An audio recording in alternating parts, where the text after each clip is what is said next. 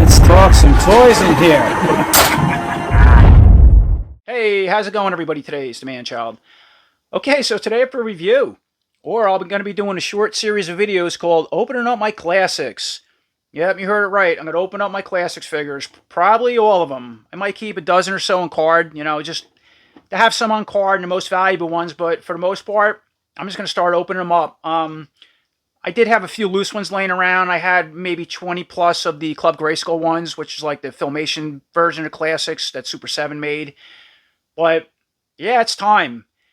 A lot of people watch my channel every now and then. You know, you'll see me bringing a carded Classics figure if I have a loose one to compare against some Masterverse or Origins. And, you know, it's kind of funny. It's my best way of doing that because I never really want to take them out of card. And I usually say that in video. But in the comments, I also had quite a few people come along and say, you know, you should just open up your Classics and do a quick review or just have fun and open them, you know. And I'd be like, nah, I don't think I can do that. Well, after enough thought, that's what I'm going to do. For a bunch of reasons. Not only is it fun to do and I just want to enjoy them, but I really got to free up and consolidate space. You know, I have so many carded ones all along the shelves, which I've shown in tours before. It's just too much. You know, I ever thought about if I wanted to move, I might have plans of that in a few years, which sounds like a long time. But once I take them out, I'm going to put them on display, some of them, and I'm going to put a lot of them away in storage and bubble wrap, just to have them ready to pack and move. And then wherever I go, I'll put them out, you know, because I have so many Masterverse and Origins around now, which people probably seen also on my tours. And that's the other point. You know, I never thought once the Classics came out that Master Universe would still be as big as it is. Again, going back to the Masterverse, New Eternity, Origins, it's amazing what we have out. I never thought we would see that once the Classics line ended. And I still probably would have picked up all these figures knowing that. I mean, it's still definitely one of my favorite series out of all, you know, between the Masterverse and Origins, which they're great in their own way. They just, to me, it feels like taking the vintage figure and bumping it up times 10. So you got that vintage nostalgia there, but very modernized. You know, they have the big bulky muscles, they have that look. The Masterverse are a little better in their way when it comes to articulation and pinless joints, and they're a little taller and things like that. Certain figures are better than others with details and accessories. So it's a hard balance, but I would never get rid of my Classics, you know. It's, yeah, they're great. I love it. And it's exciting to take them out. You know, at first it was a struggle. The first few I had to cut out a package. So that being said, you can see I've been playing around with this for a while, right? I have a bunch cut out. Now, these are sort of a mix between the obscure character, some of the more unpopular obscure characters, and popular, you know, characters that are popular, like Prince Adam, Orco. Let's see, we have this is Ular, and these are some of the Princess of Power Shira figures here, Glimmer, Entrapta, things like that. And I'm not going to do a typical review with these figures, obviously. So again, this is going to be part one. I have a lot of figures laid out. We're just going to focus on these. I'm just going to bring them in, go over them. Again, it's part experience, a hangout, have a little fun. I'm not going to go crazy with the articulation, this and that, like I would my other videos. That's not what it's about. There's so many Classics reviews up online. Pixel Dan did them all years and years ago. I'm not going to get into that. It's just, again, about the fun experience and, oh my God, we're taking them out of package. Now, the other point is, too, you can see that this is how I'm going to preserve the cards. So, yeah, I'm kind of heartbroken that I'm going to take these out of package, you know, most of them. But this is how I'm going to save the bio and the cards, which is cool. So, for example, there's Geldor, right? There's a back, so I got the bio. I put some tape up here just to kind of preserve it, and then there you go. I cut as best I can, saving the back. A lot of them are very similar, Strobo, you know, so forth and so on. So that's how I'm going to try to have my cake and pie and ice cream, you know. Well, maybe skip the ice cream because I'm cutting the card out. Side that, yeah, it's kind of exciting to do this. And so for now, as I already said, this is the arrangement of figures that we're going to go through as quick as I can. And then when I make a part 2 and a 3 and so forth, what I'll do is I'll maybe do 3 or 4 figures at a time, the more popular ones like Clawful, Spikor, and then we'll have a little more fun. I'll go through them a little better. You know, again, not elaborate review, but for people who probably want to see those figures. Anyway, yeah, once again, here's a start of what I've been slowly cutting out and at the same time cringing when I first started this. I'm like, you know, I want to do this. And once I got about 5 or 6 of them out, I just kept going. So anyway, one more time, this is everything started with as far as the figures I cut out of package, and let's take a closer look at them. All right, so first up, we're going to take a look at Ular, and you can see I have my little circular turntable set up, and I'm not going to make no cuts in this video. I'm going to try to eliminate that, again, like I do in my reviews, and make things just so you're not focusing on nonsense. We'll go over the figure at weapons, odds, and ends, and I'll just drag another figure in. We'll go from there. Now, the other point I want to make, too, is a lot of these figures I already mentioned, I'm going to start storing these. And for anybody interested in doing that, because you got to move, or you're planning on making a move, or you just want to store them for now, whether it's Classics, it's Masterverse, Origins, or whatever figures you collect that are 6-7 inch tall type of, toys.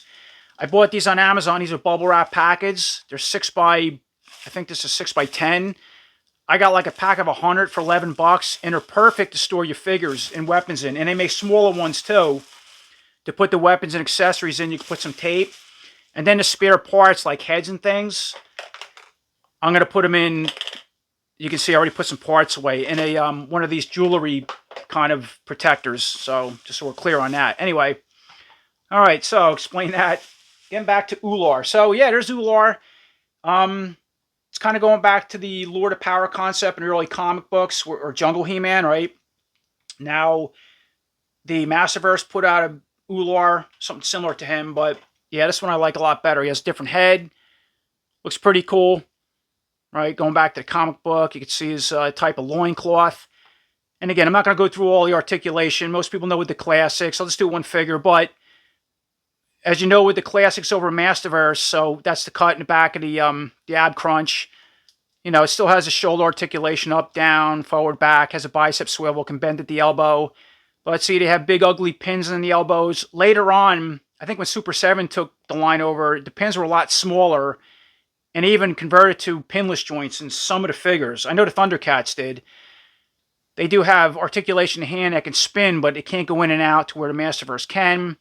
What else? The neck, the neck articulation, the ball can spin, go up, go down and up, depending on the head. He has a long hair in the back. Then go out with a split, right? Kick forward, go back. You can see the type of joints and the cuts they have, which, depending on the loincloth, it's really ugly. Yeah, and then the Masterverse has that other cut that is ugly in my opinion. You can bend at the knee. Again, I got the big joints, the pins are showing. I never liked that. After a while, I just learn not to look at them, especially when the figure's facing you forward on card. You don't see them. And yeah, they got the foot articulation, which his is stuck. Not even good. They don't. Some rock side to side. The figures later, but they don't all do that. And then he's one of the rare ones with the bare feet. All right, so that's Ular. And Ular, the Classics one, was one of the first ones that come with a vintage-inspired He-Man head that can go on that body, or your other He-Man figures that had a similar, the skin tone, which there's quite a few out for the Classics. And then he came with a spear, going back to the comic book. See that? Pretty cool. And a sword. But I don't know if this was meant for him. It might have been meant for, I want to say, Tila. And that's the thing with the Classics. A lot of them might have come with a head or accessory that's meant for another figure. Later on, you already had it, was coming out. And then the last thing with Ular is he came with, check this out, he came with a comic. And it was called the Fall of Eternia. So you can see Desparta, I think her name was, right? That was Shira or Dora dressed up in a Horde costume, which I do have a Classics version of her. You have King He-Man. Here's some more figures on the back, which we'll get to later on.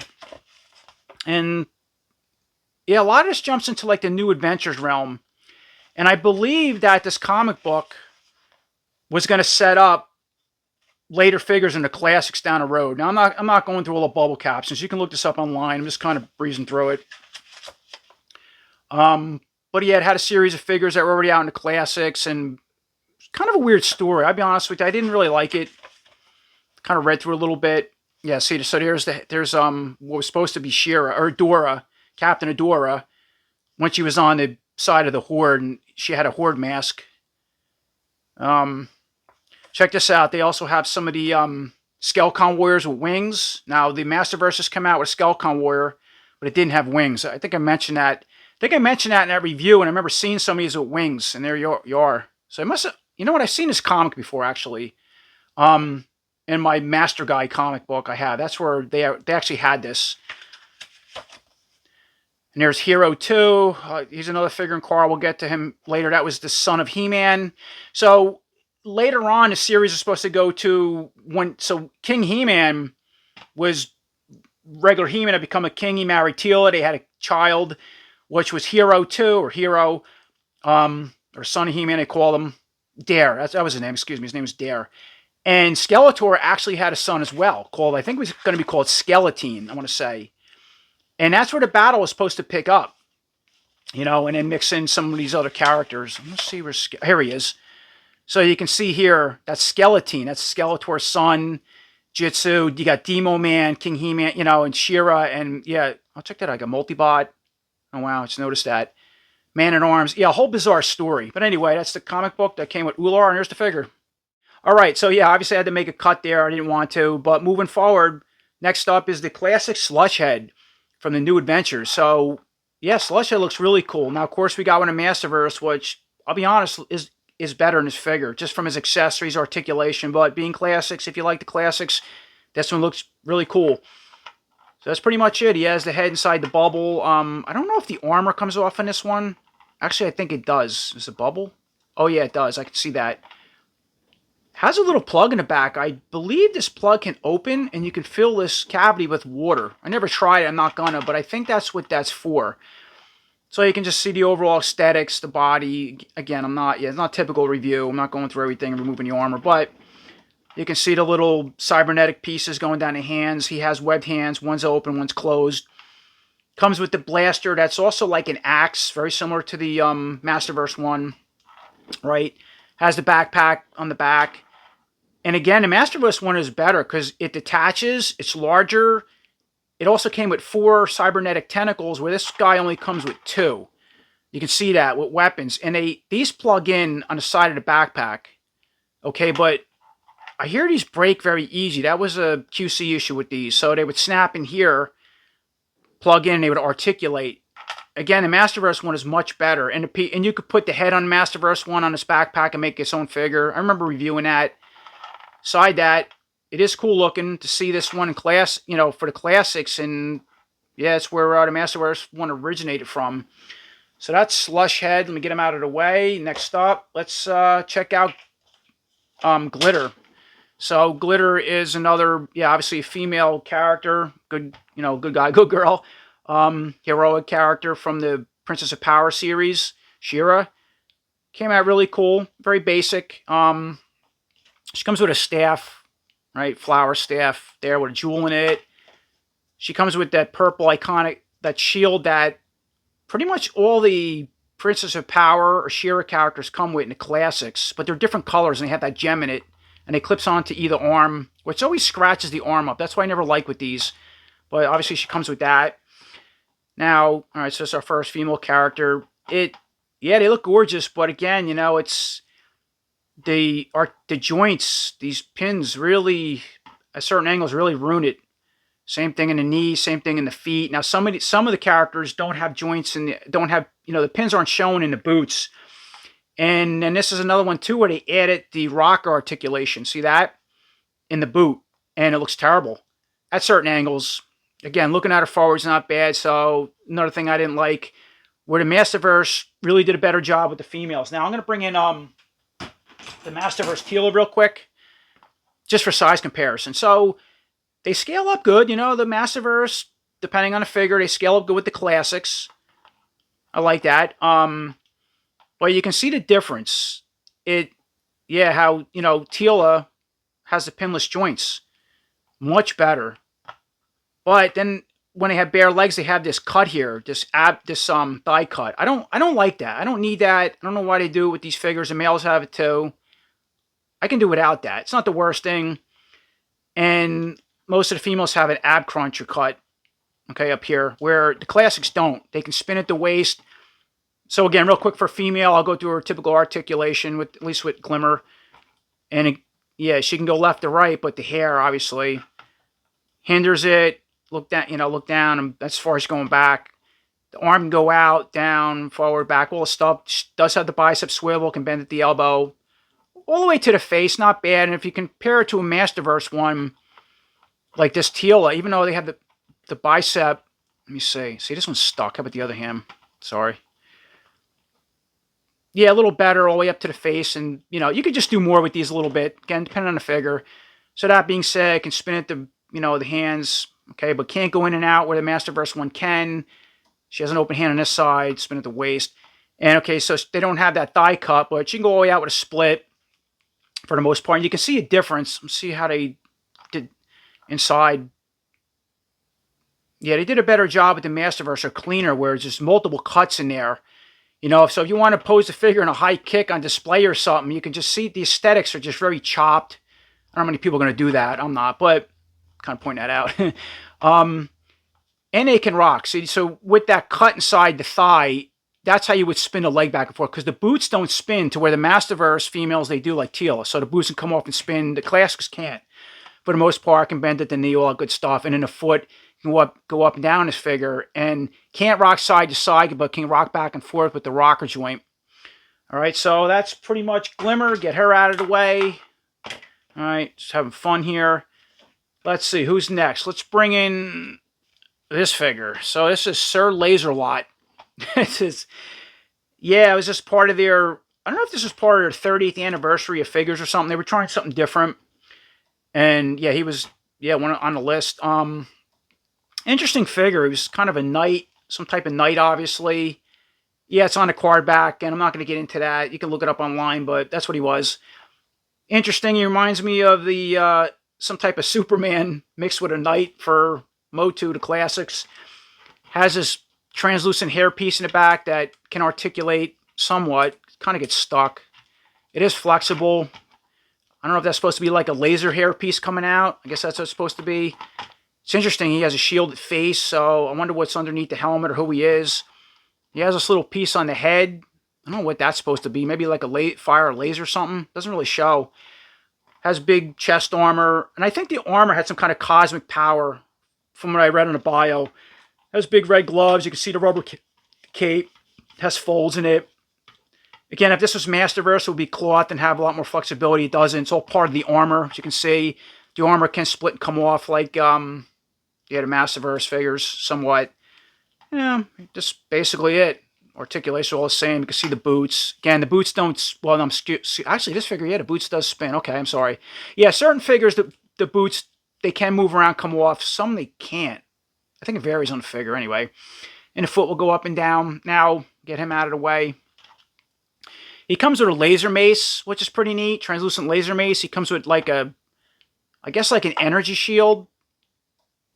See that? Pretty neat. There's all kinds of different symbols on it, stuff like that. There's how it would hold in the back. And he also comes with, I guess this is supposed to be like a laser sword. So that's the 3 accessories it comes with, and that was Sir Laserlot. Okay, so once again, yeah, I had to make a cut. I'm going to have to make cuts, I guess, real quick. It's just trying to pull all the figures in, put them off to the side, and dropping things and all that good stuff. Anyhow, here's Entrapta. So she's an Evil Horde member. Really pretty. I mean, just unique looking for a female. She's like evil, but yet feminine looking. Interesting. Yeah, she comes with this, like, looks like the shaping staff. See that? It's all in gold. Really flexible and long. Yeah, I love the hair in the back. So she's, it's kind of her weapon, magic hair pieces. And these actually articulate. It's pretty neat. You know, and trap their victim on both sides. Kind of soft, but not gummy soft. You can see that. Really heavy too, by the way. She like, depending how you position it, she wants to fall over. And another thing I want to add with all these classics, I got to say for the most part, when you balance them, most of the figures have no problem standing. I have a couple issues with loose joints and feet, stuff like that. Masterverse and Origins, at least with my figures, I'm constantly using figure stands or like clear nail polish to fix up loose joints on 90% of those figures. The Classics, I've only had one figure I had a real problem with the foot. It's Prince Adam, which I fixed with some clear nail polish. But anyway, yeah, she's one of the more difficult ones to stand, even with the hair. You position her just right. She stands okay. She was till I messed with her. All right, side that. The articulation, but look at the hair. It's like the head can't even go forward because it's so heavy, right? What do you expect? Arms, all typical articulation, everything went through. You can just see her dress design. I love these golden gloves, are pretty cool, and the hands. Yeah, the boots too look neat. Oh, mine's got some chipping right there, gold. I love the gold all down his figure, but yeah, again with this one too, it's the pins in both the feet and the joints just really at the side, really just butchers the figure aesthetically. Again, when she's like looking at you front ways, you don't even notice it. Side that has all the typical articulation, everything I said. This one doesn't have, she don't have rocker joints, as you can see, but that's Entrapta. Quick look at her. Next up, let's bring in another Horde member, or no, excuse me, a member of the Great Rebellion, Shira. So this is Double Mischief. I think she's supposed to be, according to the bio, a shapeshifter, but this is pretty much how she came out. Now, she's another one with this wacky hairpiece that spins all around. I guess could be a weapon, very similar to Entrapta. Well, that's creepy. and she has a spinning face, at least what the classics did, very similar to Man-E-Face's. But again, I think from the story, that's just how the classics did it to get the action feature, which a lot of classics don't technically have action features. Some do, or they claim they don't. To me, that's an action feature. But that's how you would spin the head to, you know, make her look like she's on the Great Rebellion or Shira's side or Dora's side or whatever. And then she can go and work for Zodac. So you would spin the head around.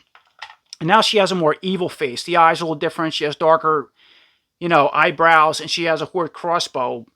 And that's how she's like, yeah, works for Zodac.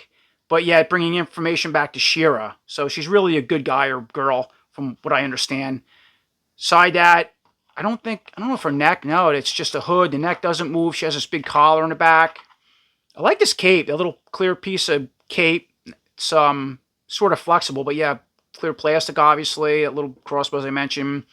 The dress, she's very limited on articulation. Like the legs can't even, they can go out. It's the dress stops it. Should have been a cut on each side.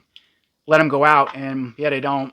Again, green pants. You can see those pins, silver boots, which I like. She has the rocker joints, and you know, big pins and stuff like that. But beside that, that's Double Mischief. Okay, so once again, jumping forward for the next figure or set of figures is the Prince Adam and Orco 2-pack. So in the Classics line, this is how you would get Orco or Prince Adam if you wanted Orco, or vice versa. So pretty much, they came in a really big plastic, like, card box, you know, and you would see Orco in here with the flight stand. He had a book as well. I put that away already. Sorry, it was like a magic book. He has, like, that magic wand. And then Prince Adam would be laying in the bottom of it. You couldn't even see him, which I never liked that. They should have been like this or something. But yeah, there's a Classics Orco. There was different variations made. I think they made a few different ones just as far as color. And they might have had different accessories or different accessory. I don't know. I only got one. But yeah, it looks good. You know, he is kind of small. I expect him to be a little bit bigger, like the Origins Orco, which that's a really cool Orco. But this one is he had a Classics Orco. Now he does, let's see, okay, the arm does articulate, the hand. All right, the head articulates all around. Here's the figure stand, plugs in the bottom of them. You can, you know, wobble it all around, make it look like however you want him, balancing or tilting as he's flying. And just the Orco. And once again, there's Prince Adam, and yeah, looking good. I like the maroon vest. It's just plastic, you know, vinyl. It's not obviously cloth like the original Origins one had, or the vintage one, excuse me. Did a good job on him. He comes with the purple power sword. There's a couple different layers as far as colors on it, you can see. And real quick, I'm going to bring in a He-Man to go against Prince Adam. So this is one of my loose He-Man figures in the Classics. This was the Flying Fist version, which I bring in a lot of my reviews because I have them out. And it's funny, every time I bring this figure in, or the other one with the cross armor, against the Masterverse, it's just always feels good to have a Classics one. And, you know, just like it feels good to start going through these figures and have them hand messing around with them. Aside, you know, they don't have the most up-to-date articulation or pinless joints, but you can see that, let me see, so the heads, yeah, they're slightly different. He has a different expression than Prince Adam. The eyes are different, a little bit different, things like that, but it works. And the skin tones, well, it's not fair to go by that, because they made a few different He-Mans, and they always adjust the skin tones. But I like it for what they did with Prince Adam as far as the Classics line and all the colors. All right, so we'll get him out of the way. Trying to make a cut right now. Next up, we're going to jump into Pravus, I think his name is. I think I'm pronouncing it right. Yeah, look at that. That's an interesting figure for the classics. So, Pravus was a character out of the 2000X series. Yeah, the classics got really big and with quite a few, a dozen or so 2000X figures, I believe. And he was one of them. If you ever seen that series, I remember seeing him. Pretty interesting, and yeah, I love the head on it. Look at he has a little beard piece hanging off, which piece of rubber. Pretty decent articulation with those big horns. Got this big dragon's skull on the right shoulder, and that's kind of how it houses the cape. Even it's a rubber cape, but like a shoulder cape. Pretty interesting texture in the back.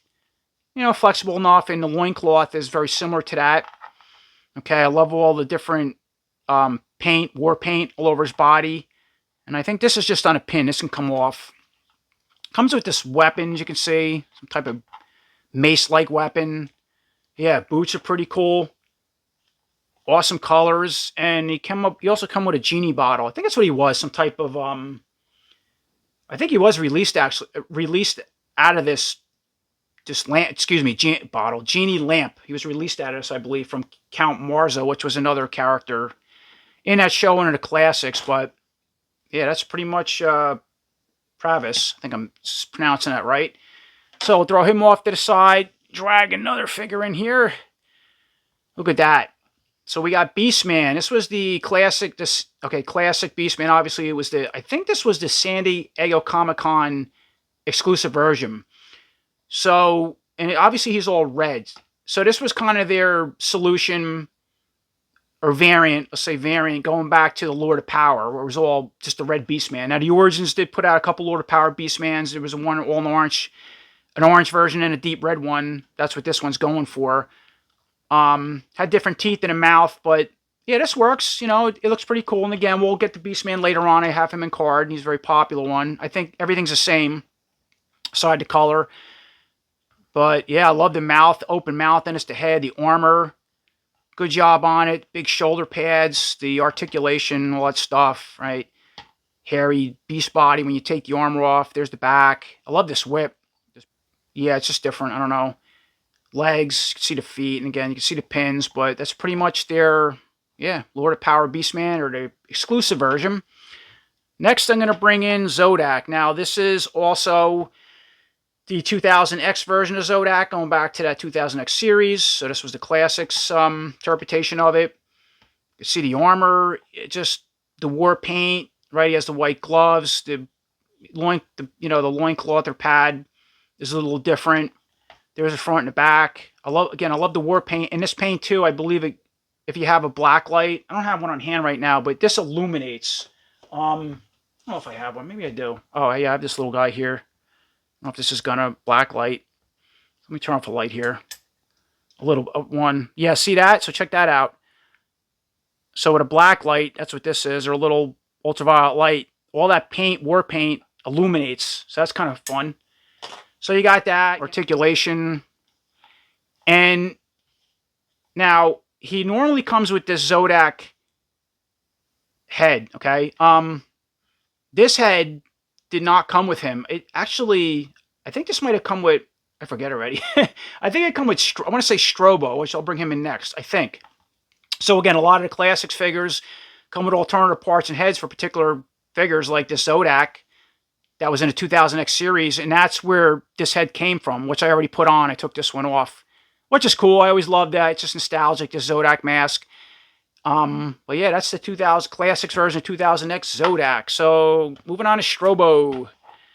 All right, gonna bring in Strobo. Yeah, there's Strobo. You can see has a cyclone, which we'll get to him later down the road. But the upper buck is the cyclone. They just reuse a cyclone buck. He's got a big mirror, right? Some type of projection, image on him. I'm not really sure what that's for. Unique character, has a big blue cape, rubber. Part of the, those Cosmic Warriors, I believe, or Zodac's Cosmic Warrior faction, I want to say. So that's why he has the helmet. Again, you can look up his bio on, I have it off to the side somewhere, but you can look up his bio online if you're curious. Now, I thought this is interesting because I believe the Origins is planning to release Strobo. Being that they have Cyclone out, they're going to reuse the buck like the Classics did. All right, and he did come with this orb. I think this was for, I don't know if this was for the Sorceress or like, I want to say King He-Man, King Grayskull or something. Again, another accessory meant for another figure, but I don't think it's for him. Along with the head, the other head he come up for Zodac. There's articulation, everything. Yeah, this is really shiny too, that mirror. So pretty interesting figure. Right, so that's Strobo. Let's kick him off to the side. Okay, so once again, another cut. Moving forward. The next figure up, we only got a few figures left, is Ceratus. I think I'm pronouncing that right. Very interesting looking figure, character for the Classics. Now, he was also part of that 2000X, you know, in that show. He was the leader of Subterranea, right? And I think he was the brother of Whiplash or part of that faction where Whiplash originally came from. So you can see all the things that kind of go back to Whiplash's main design. Yeah, the tail can spin left to right, but he has like a ankylosaur type, which is a dinosaur, right? Type of tail. Whiplash just goes to a point. Yeah, fin sticking out in the back, which is pretty cool. Goes all the way up the head. Really cool aesthetics. I mean, or design overall. I love the head, the nose ring, good articulation. Awesome looking arms. Again, spines coming off everything, or big bones. Hands, wrist bracers. Look at that belt. That's a really cool style belt as far as the design and paint. And actually, that one looks like it's removable somehow. Huh. Comes with a bone-like weapon. Like that. Pretty cool. And you can see all the, just the overall articulation, which is pretty, you know, decent for this type of armor. And I like that with this type of battle skirt thing, kilt, how it's cut and separated. You know, a lot of the Master Universe or the Classics, you'll get this, and you can see it's sculpted together when these things are usually they're supposed to be separated. And they actually did that for this figure. So, let's quick look at him. All right, get him out of the way, and let's drag in Geldor. So there's your Classics Geldor, and we got one in the Origins a while back. Yeah, a lot of people like him. I think he's still on. I think he's still up on Mattel Creations. Kind of mixed for people. It was more for people that were into the Classics, you know, like myself, and I got one. Here's the weapon, his axe. Again, the Origins did come with the style axe, well as I think a shield and a Ram Man axe again, which I just threw off to the side. Tired of seeing that. But, you know, interesting looking character.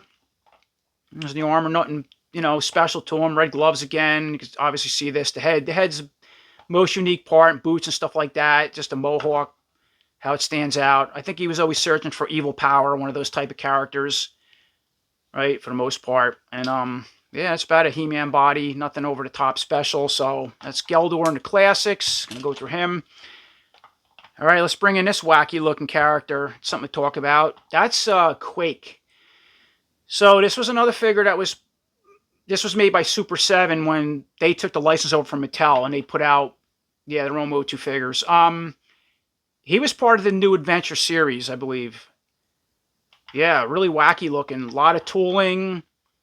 Like caused some type of earthquakes. That was his like specialty or ability, I guess you want to call it. He had like the big eyes, the grinding teeth, the space looking helmet, arms. Like just, yeah, very cybernetic, robotic, obviously. Kind of reminds me of Blast Attack a little bit. Something with the upper armor, which we'll get to him at some point in the Classics. Of course, I have him card. And I wish the Origins would come out with one, but yeah, it's just, you can just see everything. Now, let me see here. So, he's not a great example, but this is where the Classics started implementing the pinless joints. See, they did, well, again, he has a lot of circuitry, so it's hard to tell. How about, oh, no, I'm wrong. So here's one bare arm, and it does, but the pins are smaller now. Okay, so this was like their earlier figures, I believe. And same thing with the legs. They had them, but they're a little bit smaller. You can see that. And then the boots didn't have them. Again, it's kind of a hard figure because he has circuitry and stuff. Anyway, it's Quake. And then he came with this weapon. Really wacky looking weapon. Had like a meteor, some type of meteorite that would split apart and have, I don't know much about it. I guess that's what caused the earthquakes, maybe? I'll have to go back in the bio and look. Yeah, anyway, that's his weapon. So, that's Quake.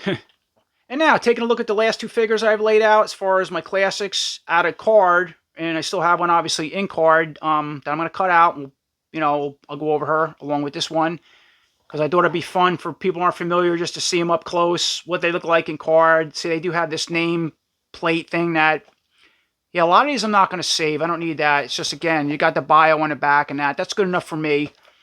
Or some people would want to save this. Again, a lot of people don't want to take these out of card. I used to be one of them. There's just something about having figures in card. Is just, yeah, it tells the story. It keeps everything intact, the value. It's just, it's cool. But as I get older, it's in all the reviews I do with my Origins and Masterverse, I can't believe what I ripped out of card. And I would cringe, but yeah, I'm growing, I guess, or going insane. But anyhow, so yeah, that's going to be the figure today in card. And let's take her out and we'll go over these two to finish the video up. All right, so once again, there you go. I got Huntara cut out of package. This is Gygor. We'll get to him in a second because he's, yeah, pretty big, awesome looking monster.